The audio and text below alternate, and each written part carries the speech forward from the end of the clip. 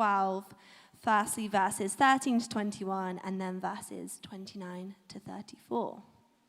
Amazing. So, the parable of the rich fool. Someone in the crowd said to him, "Teacher, tell my brother to divide the inheritance with me." Jesus replied, "Man, who appointed me a judge or an arbiter between you?" Then he said to them, "Watch out, be on your guard against all kinds of greed. Life does not consist in an abundance of possessions." And he told them this parable. The ground of a certain rich man yielded an abundant harvest. He thought to himself, "What shall I do? I have no place to store my crops." Then he said, "This is what I'll do. I will tear down my barns and build bigger ones, and there I will store my surplus grain. And I'll say to myself, you have plenty of grain laid up for many years. Take life easy, eat, drink, and be merry." But God said to him, "You fool, this very night your life will be demanded from you. Then who will get what you have prepared for yourself? This is how it will be with whoever stores up things for themselves, but is not rich towards God." And then we're going to go a bit further down to verse 29 to 34, which says this. "And do not set your heart in what you will eat or drink. Do not worry about it. For the pagan world runs after all such things, and your Father knows that you need them. But seek his kingdom, and these things will be given to you as well. Do not be afraid, little flock, for your Father has been pleased to give you the kingdom. Sell your possessions and give to the poor. Provide purses for yourselves that will not wear out, a treasure in heaven that will never fail, where no thief comes near and no moth destroys. For where your treasure is, there your heart will be also." Amen. Why don't we welcome Toby up to come and speak to us this evening? Brilliant. Thanks, Ems, and thanks, Andy. Good evening, everyone. Great to see you. Welcome if you're here for the first time or you've only been a few times. It's great to have you here. My name's Toby. I'm the vicar. And we've been leading up to thinking about this topic about giving for a while because we need everyone involved in this mission. We heard about the vision from Andy. It is huge, and there's no way that this church can do it on our own. In fact, we need to work with all the other churches in the city of Bristol, and I love the unity of the church in Bristol to see these three things of God's kingdom coming about. But we also need everyone involved because we need everyone praying. The most important thing you can do, if you're going to do one thing, would you just pray for God's kingdom in Bristol? We're seeing signs of God's kingdom. We'd love to pray for more. We need everyone helping and serving. We talked about that last week. And then today we're talking about giving, everyone giving. And I just want to have a little caveat. When I moved I was at Exeter University, I chose Exeter over Bristol. I'm sorry, but I chose that one. But I had loads of friends in Bristol. I used to come through here all the time. And then I moved to London, and I had a graduate job there. And I went to my local church, and I decided to bring a friend along. And I thought, I'm going to try this out. And I went to this church. And as I walked in, the vicar said, "Today is Giving Sunday." And my heart sank. I was like, come on, of all the Sundays I've happened to hit on Giving Sunday. I've brought a friend. I was so disappointed. So if that's you today here, I'm so sorry. I have nothing other than apologies. I spoke to someone this morning, and they came up to me and he said, "Do you know what? I've been traveling around. I'm from Australia. I've been around different churches in the UK. The last 3 weeks, I've gone to a different city, to a different church, and every week it's been on giving. Is the Lord trying to tell you something?" I said. Anyway, I don't know. So anyway, apologies. But I used to sort of think when I talk about giving, oh gosh, what a heavy. But actually now I love talking about giving. Because God talks a lot about giving in the Bible. Did you know that there are over 500 verses in the Bible on prayer? And we'd all agree that prayer is probably quite important. There are over 2,000 verses on giving and possessions. So obviously God thinks it's quite an important thing. Jesus has a parable. We're just going to unpack the one that Emily read to us earlier. Did you know that 16 out of the 34 parables are about money and possessions? So clearly Jesus thought it was something important too. Why does he think it's important? Well, there's a great little verse in this passage that we read earlier, right at the end. I don't know if you noticed it. And it says this: "Where your treasure is, there your heart will be." For where your treasure is, there your heart will be also. And the more I have thought about money, the more I've realized that what God cares about is not really money, it's your heart. He cares about where your heart is because he cares about you. He wants the best for you. He wants your heart to flourish. And our hearts are linked so powerfully to the money that we have. What he wants is the best for you. Now, I realize it's tough to talk about money. I realize it's a difficult situation. Many of you are students. You'll be thinking, well, I haven't got any money. This doesn't really apply to me. Or you may be thinking, I'm really struggling financially. What I love is those words that Jesus says. He says, do not worry, little children. He says, I want to help you. He says, I care about you. So if you're in that situation, God cares about you. He knows your situation. And it is really hard financially. We've as a family, we've struggled in lots of ways recently. The cost of living crisis affected everyone. For example, our car is 21 years old. And our car has been so my mum bought it secondhand 21 years ago. It was about 6 months old at that point. She then gave it, we had it as our family car. Then she gave it to my uncle because he needed a car. And then when they needed to get a new car, they gave it to us. And it's a great car. Do you know what? It's done almost 250,000 miles. That's impressive, isn't it? Yeah. That could get you to the moon, apparently. I was Googling it earlier. If we'd driven it to the moon, we would have got there. Obviously, you can't do that. But anyway, it's an amazingly faithful car. But our MOT recently had a serious amount of welding because of the rust. And basically, I realized it's not going to. Now we drive it down the road, and you can hear it coming from miles. There's screeching, there's stuff falling that you have to fill up the water every single time you drive anywhere. Basically, we decided it's time to go. But then we thought, how are we going to survive? How are we going to? It's quite a big outlay to get a car.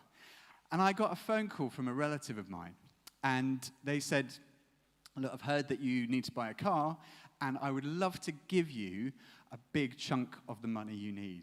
And it was really generous. And I was amazed because we were thinking, how are we going to do it? And suddenly, out of nowhere, this phone call comes.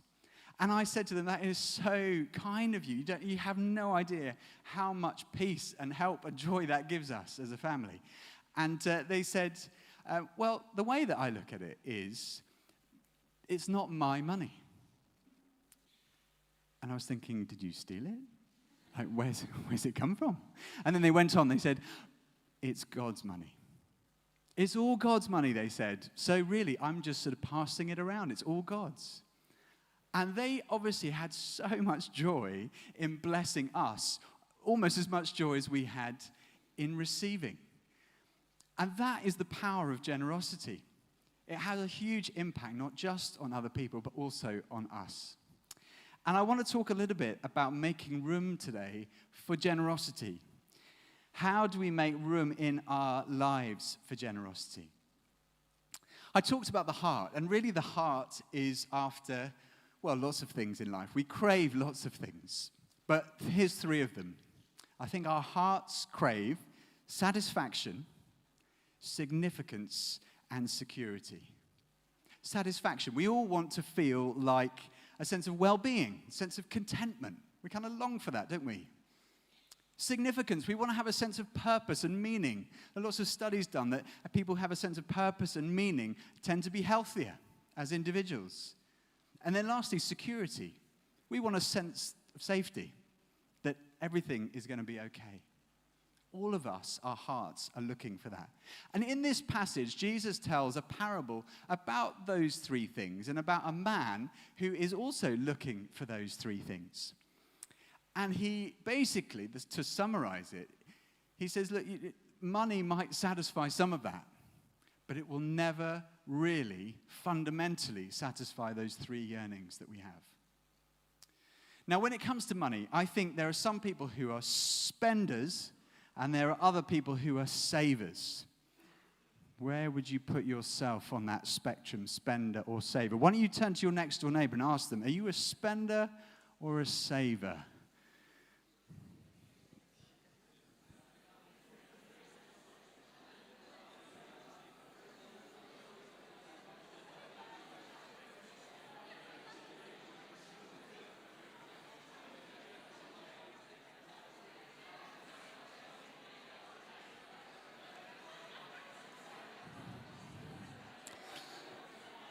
It's very interesting with more married couples this morning. It was very interesting seeing the conversations that was happening between couples. Spender or a saver? Which way would you go? Okay, guys, I'm going to ask you for some group participation here. There's no right answer. It's just an interesting straw poll, but you've got to vote one way or the other, okay? Hands up if you're a saver. Put your hands in the air if you're a saver. Yeah, interesting. And put your hands down. Everyone else, could you put your hands up if you're a spender? Oh, it's about half and half. Interesting. Okay. And you both think you're right, don't you? Both groups. Okay. So, let's look at spending, first of all. There is nothing wrong with spending money. Spending money is the way that our economy works. You've got to spend money, not just in things that you need, but even things that you want. It's great to spend money. And did you know that spending money feels good? You know that dopamine hit when you buy like a new pair of shoes or a new car or a new whatever it is? It feels good. You know, satisfaction in spending money. But sadly, spending doesn't ultimately give you the satisfaction you need. In fact, most of our economies are built on debt that most people spend more than they have coming in. The average household debt in the UK is £56,000 per household. That's average. So we're spending beyond our means. And the ONS, before the cost of living crisis, they said they compared happiness with household wealth and showing that despite incomes going up, people were not getting happier, but actually were becoming more anxious. And therefore, spending doesn't necessarily satisfy other than in the moment. Trying to gain significance through your acquisitions or your lifestyle. It's very easy for us to compare ourselves with other people and think, when I get to that level, then I will have a sense of significance. But equally, it doesn't really work like that. I don't know if, has anyone been watching Celebrity Traitors? Anyone else? No, it's just me, okay. Celebrity Traitors, I'm loving a bit of Celebrity Traitors. Okay, so there's a lady called Lucy Beaumont in there. I've been Googling all of the people to find out more about them. Lucy Beaumont is a comedian, and she was in The Guardian last year. She was interviewed. The title of her article was, My Biggest Disappointment, ? Is that money doesn't buy happiness. This was her revelation, and you find out a bit more about her story there. But we kind of know that. Money doesn't necessarily buy happiness. And actually, Jesus puts something like that here. He says, verse 15, if we get verse 15 on the screens, it says this. Then he said to them, watch out. Be on your guard against all kinds of greed. Life does not consist in an abundance of possessions. So maybe spending is not the answer to our sense of need for significance or satisfaction. Well, what about saving? Maybe saving is the answer. The saver's going, yeah. We got to the good bit here. Saving is the answer. So, and again, saving is great. Investing is great. This morning I woke up at 5 because my daughter woke me up. I listened to the radio. It was Martin Lewis's podcast on saving. He was talking about ISAs. It was fascinating stuff. But to invest and save is actually a good thing. However, saving doesn't necessarily make you happy either. There's this description of people who are overly obsessed with saving because they're never content, because they're wondering, am I saving enough? Am I getting a good enough interest rate? What about my money? What if it disappears? There's never the security that you think it's going to give you. And this is what Jesus says about this guy, this rich farmer who basically builds barns and fills them and says, okay, now I've got it sorted, I can just relax. He says this, verse 20, if we get verse 20 on the screen, it says, but God said to him, you fool, this very night your life will be demanded from you. Then who will get what you've prepared for yourself? This is how it will be with whoever stores up things for themselves but is not rich towards God. There's nothing wrong with saving, but it's about priorities, he's saying. Denzel Washington, the actor, once was interviewed about money and fame. And he said, what's his little quote? He said, you'll never see a U-Haul behind a hearse. A U-Haul is a removals van. In other words, you never see a removals van behind a hearse. You can't take it with you when you die. This is Jesus' point. There's always an end. So if spending and saving are fine in themselves, but not the true answer, then Jesus begins to unpack what really does satisfy. Verse 30. Let's get verse 30 on the screen. He's talking really about security, satisfaction, significance, possessions. He says, the pagan world runs after all such things, and your Father knows that you need them. That's really crucial. God knows what you need. He knows. He knows you. He knows your needs. If you're struggling, he knows what you need. But then he goes, but seek his kingdom, and these things will be given to you as well. In other words, money and possessions are fine as a secondary thing. Just don't make them your primary thing. Worship God. Seek his kingdom first, and then everything else will be given to you. It's like an amazing deal. Focus on God. There's a bundle of goods that will come with it automatically. But seek first his kingdom and not yours. Seek first his will and not yours. And all these things will be given to you as well. If you want to know where your priorities are, look at your bank statement. It doesn't lie. I don't know if you've ever done that. Have you ever gone through, maybe your Monzo tops up, tells you what you spend each month. It's frightening sometimes, isn't it? I remember 2 years ago, it was more than that, 4 years ago, my wife and I did a little tot-up. It came back with the amount that we'd spent in Pret. Oh my goodness. I'm not going to tell you the number, but it was shocking when it was compared to some of our other outgoings that we probably should have prioritized. It doesn't lie. Where your priorities are, your bank statement will tell you exactly where your priorities are. And Jesus is not saying it's bad to spend money. He's not saying it's bad to save. He said, put your treasure in the most important place. Now, generosity, as we've already talked about, is good for you. Another member of the celebrity traitors is Stephen Fry, a national treasure. I was Googling him. I came across an interview he's done recently with Rylan. He's got this Love Lessons podcast. Anyone listen to Rylan? No, that's just me. Okay, so that's embarrassing. Okay, so anyway, he was interviewing Stephen Fry. Stephen Fry quoted Jesus. It's interesting. We quoted St. Paul, who quoted Jesus, saying it is more blessed to give than to receive.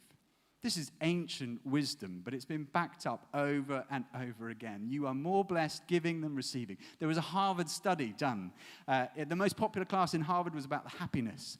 And the report came out as a result of that. They did loads of research trying to work out the correlation between wealth and happiness. And what they found was that there was no positive correlation above a certain level of income between happiness and income, except for one group. And that was the group that gave away the most.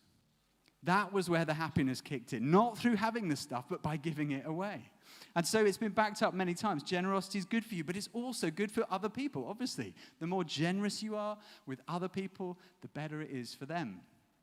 And what's interesting, in this passage, Jesus singles out one group.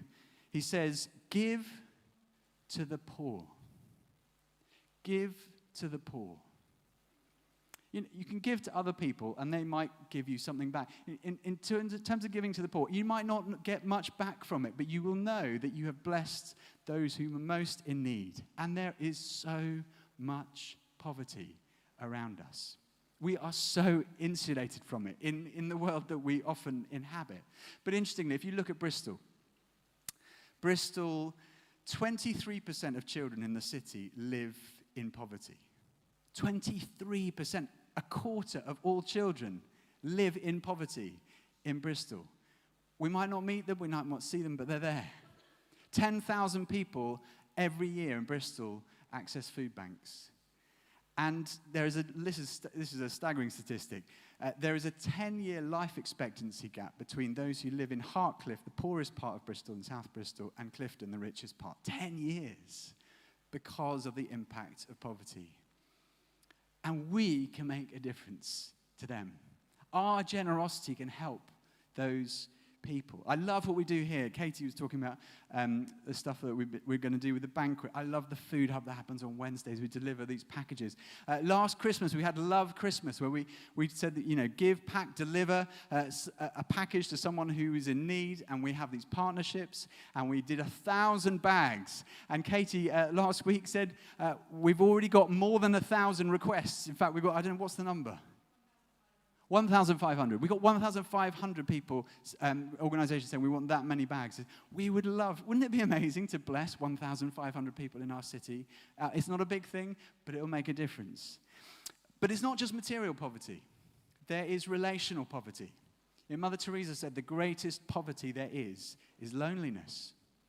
And there are so many lonely people in our city. You might be feeling lonely. It's very easy in a city like this to be surrounded by people but still feel incredibly lonely. And that's why we try and meet as a church. That's why we do home groups and students and youth and kids, because it's really good to be together. But wouldn't it be good if we can help people who are the most lonely and isolated in our city? I love, there's a women's refuge we started running for women to just come and be and talk, those who are in need and can get some support. We've also started, I don't know if you heard Carla a couple of weeks ago who got baptized. She's just come out of addiction. She's just started running 2 weeks ago. Faith in Recovery, trying to help people who are recovering. The biggest important thing they need is community. Isn't it amazing that we can make a difference to those people too? Begin Well. We've got Karen here who set up Begin Well. Begin Well is an amazing charity which basically runs antenatal classes run by experts, offered for free for those who couldn't normally afford it, to help them in the early stages of having kids. We're going to launch our first one here at St. Nick's in November. Again, relational connection that we can invest in. And then there's mentoring, there's all those different things that are happening. And then lastly, there's spiritual poverty. You know, the greatest gift we can give to someone is to tell them there is a God, he loves you, he died for you, and he wants the best for you. And we can give that message to everyone this Christmas. Wouldn't it be an amazing thing to invest in? So giving is good for you. Generosity is good for you. It's good for society, and particularly we need to give to those who are poor. So here's a little, how do we give? You might be thinking, how do I go about doing this? Here's 4 ways to think about giving, taken from one verse in 2 Corinthians 9, verse 6 and 7. Maybe we could get that on the screen, the verse. 2 Corinthians 9, verses 6 and 7. Whoever sows generously, whoever's generous, will also reap generously. Each of you should give what you've decided in your heart to give, not reluctantly or under compulsion, for God loves a cheerful giver. Here's 4 points from that one verse. How to give? G-I-V-E. G. Generously. Give generously. Don't hold back. I. Intentionally. Work out what you want to give. It says here, each of you should give what you have decided in your heart to give. Giving doesn't just happen by osmosis or because you think it's a good idea. You've got to choose what to give, how much to give, and do it prayerfully. Say to the Lord, what would you like me to give? Intentionally. You think, this is one of the things, people try and work out, what do I give, how much do I give? There's a biblical principle in the Old Testament of tithing, which is to give 10%, the first 10%.